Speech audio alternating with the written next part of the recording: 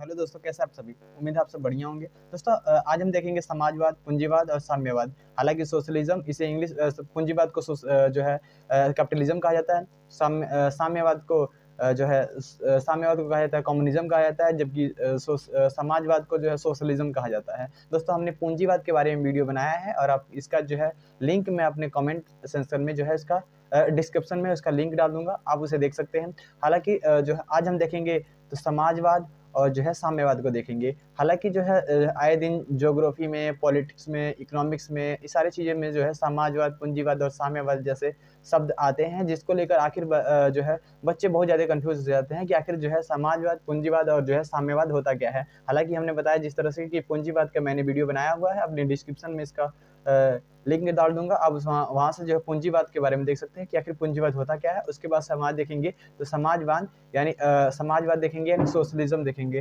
पहला हम देखेंगे सोशलिज्म यानी समाजवाद,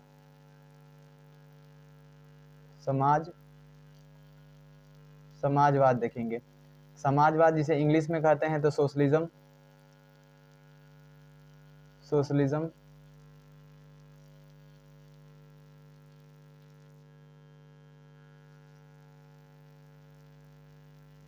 सोशलिज्म इसे इंग्लिश में कहा जाता है तो सोशलिज्म कहा जाता है। और समाजवाद होता क्या है दोस्तों। समाजवाद जो है, समाजवाद में जो उत्पादन के जो संसाधन होते हैं, जो उत्पादन के जितने भी संसाधन होते हैं, उस पर जो है सबका अधिकार होता है। यानी जितने भी जो उत्पादन के संसाधन होंगे, जो भी उत्पादन होगा उसमें संसाधन होंगे, उस पर सबका अधिकार होता है। जैसे मान लीजिए एक कंपनी में 100 लोग काम कर रहे हैं। जैसे 100 लोग काम कर रहे हैं तो जितना भी जो उत्पादन, जितना भी प्रॉफिट होगा, यानी जितना भी प्रॉफिट होगा 100 लोग काम कर रहे हैं तो जितना भी लोग प्रॉफिट होगा, जितना भी उस कंपनी से प्रॉफिट होगा, वो उन 100 लोगों को ही दिया जाएगा, यानी उन 100 लोगों में बांट दिया जाएगा। हालांकि जो है जितने भी आजकल के जो मॉडर्न देश हैं, जितने भी मॉडर्न कंट्री है, वो अपने देश में जनहित कल्याण के लिए, अपनी जनता का कल्याण के लिए समाजवाद का इस्तेमाल करती है, यानी सोशलिज्म का इस्तेमाल करती है, समाजवाद शब्द का इस्तेमाल, समाजवाद का इस्तेमाल करती है। और जो है हमारे भारत के देखेंगे तो भारत के प्रस्तावना यानी जो है प्रियम्बल, जो है प्रस्तावना में जो है समाजवाद शब्द का इस्तेमाल किया गया है। जैसे देखेंगे तो जो हम भारत के लोग, भारत को असंपूर्ण, प्रभु, संपन्न, समाजवादी, यानी समाजवाद का इस्तेमाल किया गया है। और जो है जितने भी समाजवादी देश हैं, जैसे नॉर्वे देश है,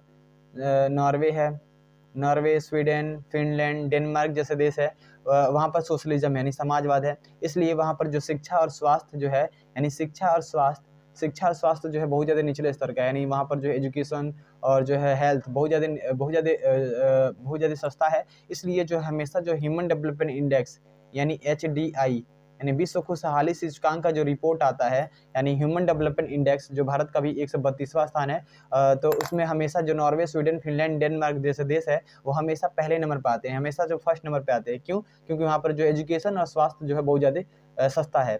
वही बात करें अमेरिका में, तो अमेरिका क्या है, यानी यूएसए यानी अमेरिका क्या है, तो अमेरिका जो है एक पूंजीवादी देश है। एक ऐसा देश है, एक पूंजीवादी देश है, यानी कैपिटलिज्म एक देश है। इसलिए वहाँ पर एजुकेशन बहुत ज़्यादा महंगा है। यहाँ पर समाजवाद नहीं है, इसलिए यहाँ पर जो है एजुकेशन बहुत ज़्यादा महंगा है। अगर आपको नॉर्मल MD की डिग्री लेना होगा,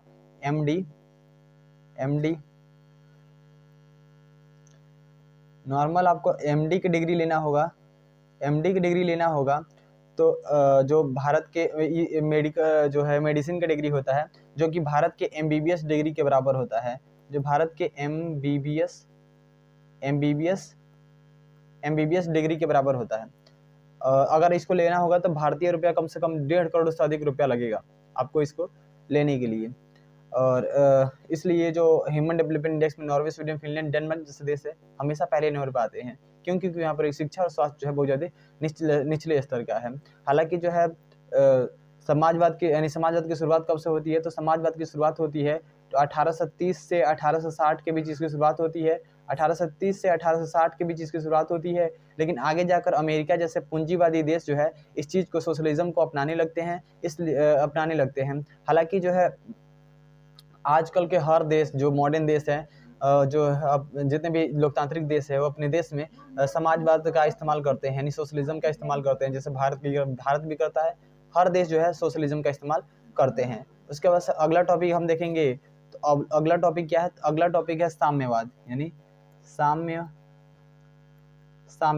साम्यवाद क्या होता है? यानी इसे इंग्लिश में कहेंगे कम्युनिज्म कहेंगे। हालांकि साम्यवाद में क्या होता है? तो साम्यवाद में जो उत्पादन के संसाधन होते हैं उस पर ना किसी व्यक्ति, ना किसी ग्रुप, ना किसी क्लास, ना किसी डिवीजन, किसी का अधिकार नहीं होता है। इसमें सिर्फ जनता का अधिकार होता है, सिर्फ इसमें जनता का अधिकार होता है। और इसमें साम्यवाद में ये कहा गया है कि कोई सोसाइटी नहीं होगा, यानी कोई सोसाइटी नहीं होगा,